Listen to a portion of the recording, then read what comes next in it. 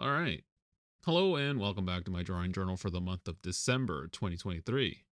As always, my name is Freddie, and this is my last journal entry for 2023. The journal will cover weeks 49 to 52. All of this month's entries are remakes or re envisionings of older drawings I have really wanted to tackle, but previously told myself that I wasn't ready for yet. I figured this journal was as good as time as any. But before I get into that, there's something I want to touch on. AI generated art. Yeah, this topic. I'll try to keep it short. I've seen a growing number of people talk about AI generated art recently. I personally have never generated art beyond whatever cursed abominations the DALL-E would spit out very early on when AI was being talked about a couple of years ago. I do, however, know people who generate their own art, some of them which are industry level, some are just for fun. I feel like AI generated art is a very interesting tool to have. The generations aren't something I'd recommend for anyone to use as study material to grow on as artists, but I can also see individual artists use it to try certain ideas out, especially if you're an artist who's using the AI to generate within your own work's pool of art, especially if you have a lot of art done. But that's where my praise for it ends. Beyond that, I feel like it becomes intrusive to artists in general, whether it's because the many unlicensed artworks being used as a source becomes used without the original artist's consent, or is because it's used as a replacement to hiring someone to create something for them. I'm definitely more on the side of artists that will probably never accept it as a replacement for the artist itself. And it does upset me when there are people who have takes as simple as, who cares and what's the big deal? I get it. It's fun, it's quick, and it's easy to see what comes of the prompt. But it is also stepping on the many toes of artists in which the AI is feeding off of. I think anyone who's wanted to get better at what they do, whether it's drawing or anything else, understands the frustrations of people who feel like they are able to take shortcuts and feel like they're just as competent as all of the work you've put into it. My frustrations aside, as much as I'd like to think that AI art will suddenly stop, I do know that I won't. And unfortunately, I do believe that on an industry level, it will become more prevalent and accepted as a cost saving measure to avoid a skyrocketing development fee, and the sentiment will trickle down to the rest. I don't have much trust in higher ups or execs, etc., to do the honorable thing and hire more artists when needed if AI art is becoming easier to generate and you get an almost immediate payoff.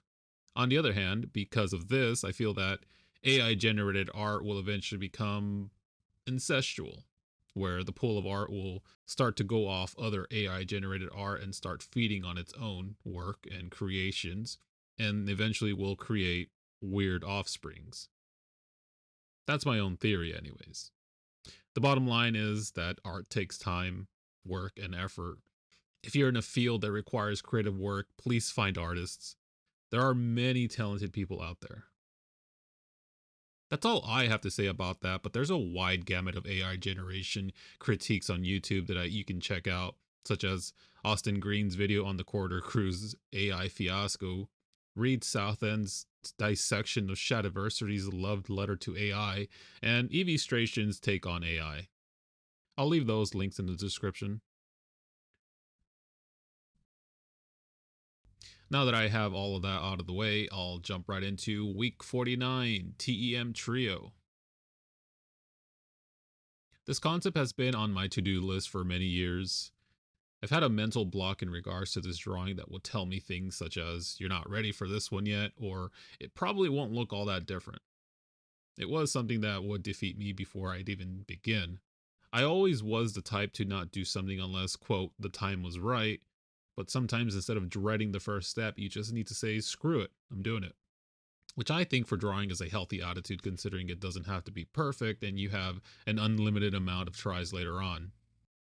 All right, let me first get the elephant in the room out of the way. What is TEM? TEM stands for Tech Edge Metal. It's the name I gave to the series that revolved around high schoolers that also had a love for high speed skating.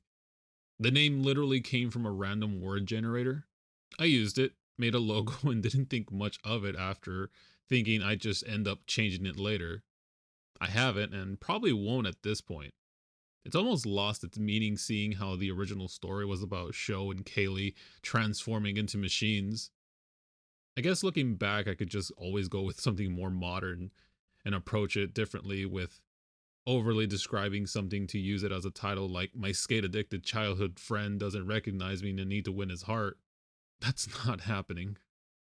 The old story also revolved around Sho, his life with Tabs, and running into a mysterious girl that somehow felt familiar to him. I later shifted the story to Kaylee's perspective, mostly because I felt like Kaylee as a character had more relatable struggles versus Sho's carefree life. The one character I haven't really talked too much about is Zai. Zai is what I would call the polar opposite of Kaylee. While Kaylee has a yearning to fit in, feels like she needs to atone for how she was in the past, and struggles to keep up with the smallest things, Zai doesn't really see all those things as important and does his own thing. He's kind of the typical bad boy character, but with his priorities straight. Not necessarily there to cause trouble, but isn't afraid to bend the rules to his favor. Just like Sho, I'm not quite done with developing Zai.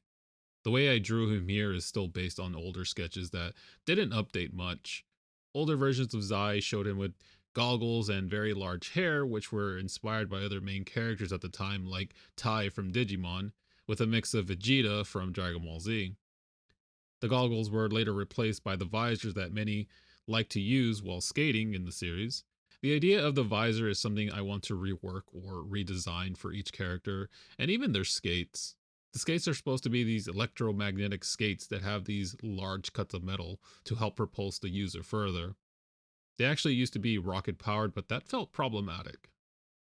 The old drawing had Sho in the middle, Zai with his Vegeta inspired hair and very large forehead, and Kaylee looking tiny sitting on a dumpster in front of what looked like a storefront or a very large window in an alley. I was originally planning on drawing the storefront or a restaurant behind them to give the picture a bit more life. I think because of how constrained I was with time, I simplified it to them being in front of the estate where Saiko lives. I mean, you couldn't really tell that to be the case because it just looks like an ordinary wall with a gate. I thought about that, but again, I felt like I needed to wrap it up and get something done. The old drawing probably had more character to it, but I figured I can try again later. For the future, I'd like to breathe more life into the subject and show more of what's around them, but for what it is, it's fine for now and I liked it. Week 50 SSD. For week 50, I dug up another old drawing. It showed Terako, a then unknown swordsman, a catgirl archer, and a character with a headband and guns with the red sorceress in the back, larger than any of them. It was a way to mimic older Dragon Ball Z posters.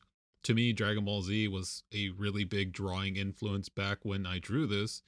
I also thought of how a lot of posters just had characters on them. They had different poses with different sizes, and it all just looked cool. Didn't matter if the composition made sense, the subject, whatever. It just looked cool. And that's all you ever wanted in a poster. And so, seeing how I've revisited some characters, redrawing this again made a bit more sense. The idea was to update the outfits from what I've done this year, update the poses, and give it some color. Now for the other elephant in the room. SSD stands for Super Sword Dreams. It's a silly name, but came together exactly the same way Tech Edge Metal did, using a random word generator for titles. The name stuck to the series after I realized how many outer worldly entities live in it, visit it, or how many other types of world exist. It's almost like a dream. It too had a logo that looks funny to me today since I know the characters on it might be wrong. I've worked on all the characters in this drawing this year except the gunner character Shuichi. There haven't been many sketches of Shuichi in the past. Most of them showed him with a headband, guns, and shorts. He was heavily influenced from one of the male fighter characters in the game Disgaea. Shuichi's story is that he is a mercenary that works for the church. He eventually joins Teruko on her quest to find her sister under the guise that the church is willing to back up her cause, when in reality it's Shuichi that has an immense hatred towards Valkyries. He secretly wishes to kill Emiko in what he sees as for the goodness of the world. Two minor gripes that I probably could have fixed. One was the colors felt like they blended in with the background image a bit, which is why I added the color borders and the halftone on the red sorceress. And two was the composition. I cheapened out with Ryosuke where he was too far forward and realized that I would need to draw the rest of his leg. I felt like it'd look a bit awkward and weird to have his leg just sticking out in front, though maybe this also looks awkward. I wish to do more drawings like this in the future. I have many pages of drawings that incorporate many characters in one, but for the future, I'll want to swap over to my PC. My iPad feels like it starts chugging if I don't start flattening parts of the image ahead of time. Either way, it satisfied what I wanted to do with this drawing. Week 51, Marley's Ascent. The time lapse for this one got started later, so it's already in progress. This one literally comes from a scrunched up piece of paper that I doodled on and saved over the many years. It showed Marley looking up to the moon and the night sky in the city while starting to sprout wings. It might have been the angle that captivated me to keep it. Thinking about it now, it's starting to make me wonder why I didn't just do more of these types of drawings in the past. It really would have challenged me if I had, but regardless, whatever the reason, it was enough for me to want to recreate it. I don't really have a whole lot to say about this because I feel like it speaks for itself. It's a girl in her school uniform looking up at the moon from a low angle.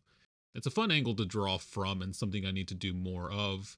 Even how I drew it here doesn't feel 100% correct. If I took more time on her pose, it might have looked a little bit better. The same goes for the buildings around her. In the original, the buildings were much closer and almost looked like they surrounded her. I think that's something I liked more from the original than I did here. It gives her space with the buildings spread out a bit more, but also creates some dead space in the middle. To add to the original, I also drew her in her angel form, with her wings sprouting.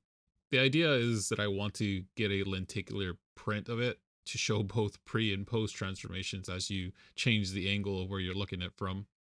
Not a lot more to say. Overall, compared to the other 3 entries for this month, this was a simpler drawing to do. Not a bad thing considering what I wanted to do for the next week.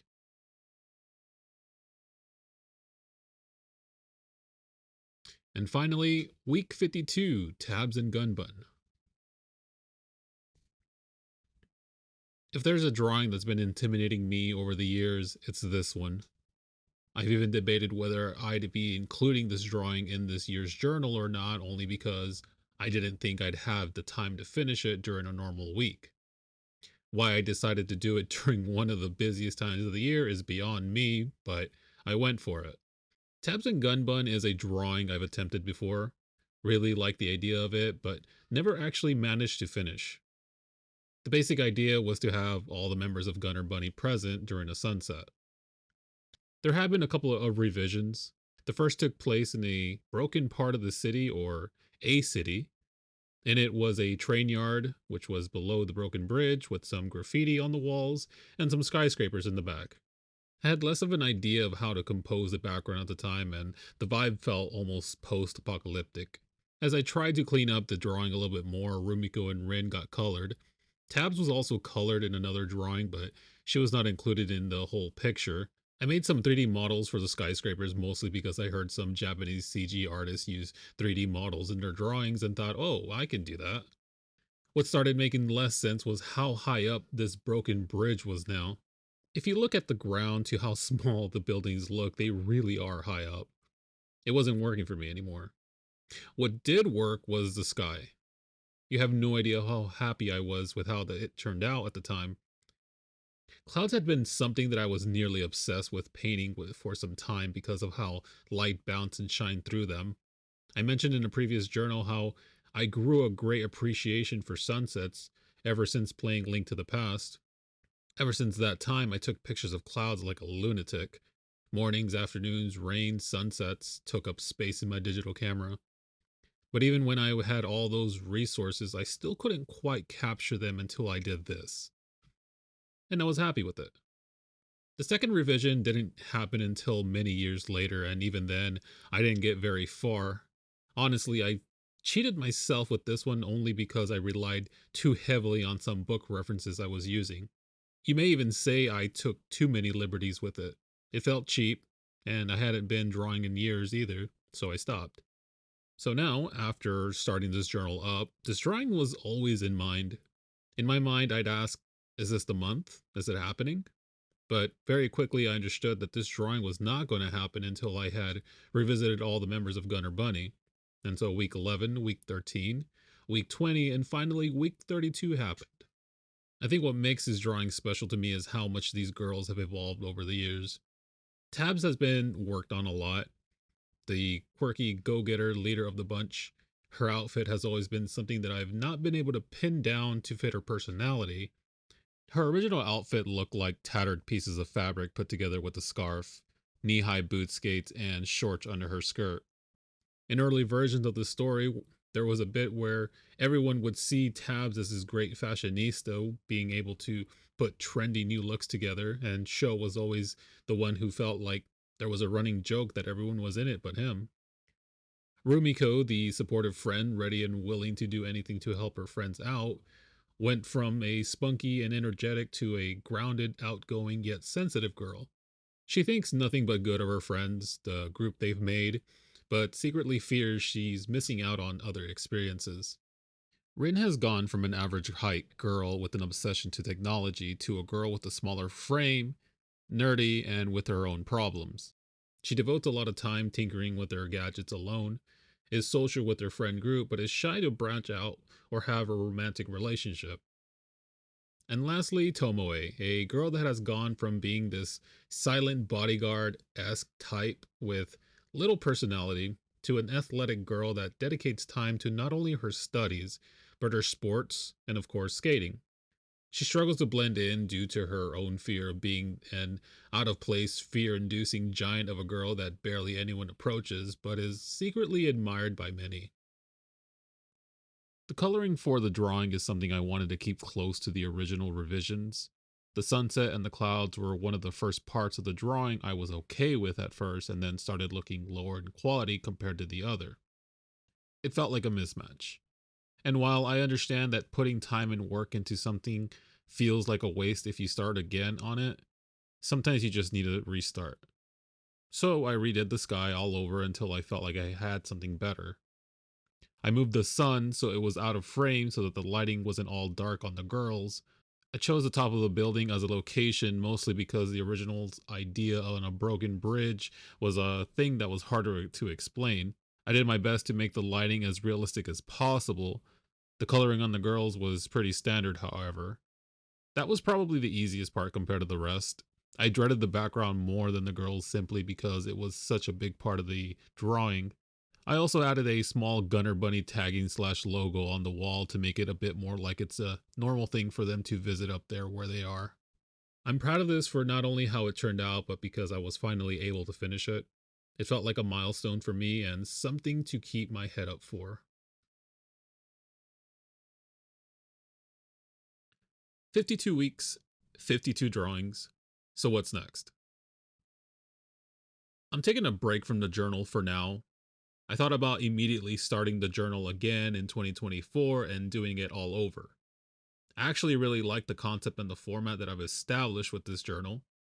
However, the last couple of months have been so busy that the last handful of drawings felt like an added chore on top of everything else.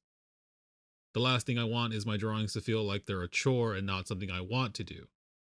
A break for now will let me take some time to breathe and collect myself for the next round. I still, however, want to brush up on my problem areas. I want to be able to come up with more intricate backgrounds that not only complement the character or characters in a drawing, but also tell a story instead of just being a backdrop for them. The other thing I want to touch up on is anatomy. I wish to refine what I know about anatomy and what more I can learn to make coming up with poses easier and fluid. I want to be able to come up with even more energetic and dynamic poses that play with angles. Clothing is another aspect I wish to touch up on because I feel like I have been relying too much on old designs and still want to bring them up to more intricate levels. I also want to revisit my coloring style. There are artists I still admire and hope to get to those levels. So for now, I'll be doing that in the background because I do not want to stop drawing. I want to get better. I thought about instead of doing a journal again, that I do a character journal and create updated character sheets instead. I also thought about instead of doing 52 drawings, that maybe I do 27 or even 12 good larger drawings instead that have a lot of thought put into them. I may even do a journal review video going over all 52 drawings of the year. I have a lot planned, but I recognize that I also have a lot to learn. I'm actually looking forward to it. This journal started as a way for me to really get back into drawing while holding myself accountable to put many ideas down again and have finished works. The goal for me was to throw myself out into a space where other people can also expect something of me, and as a result, discipline myself better to keep going instead of just quitting. Along the way, it also turned into an opportunity to hopefully help people along who have not drawn in a while to get started again. I am not the best artist out there, and I recognize that there are so many talented artists out there that are much better at it. We all have our own art journey, and this is part of mine. I wish to continue getting better at how I draw, clean up my workflow by using newer techniques and tools that are already accessible to me, and become more ambitious with my projects. Drawing has always been something that I've enjoyed, and I'm really ready to dig in and make something of it. As always, this is a reminder to always just do your best. Remember that steps, no matter how big or small, are still steps. For those who've watched all of my entries, I can't thank you enough. While these journals were more about me wanting to put myself out there, no matter how good or bad they have been, it's always nice to just have someone support you. So, as always, thanks for watching.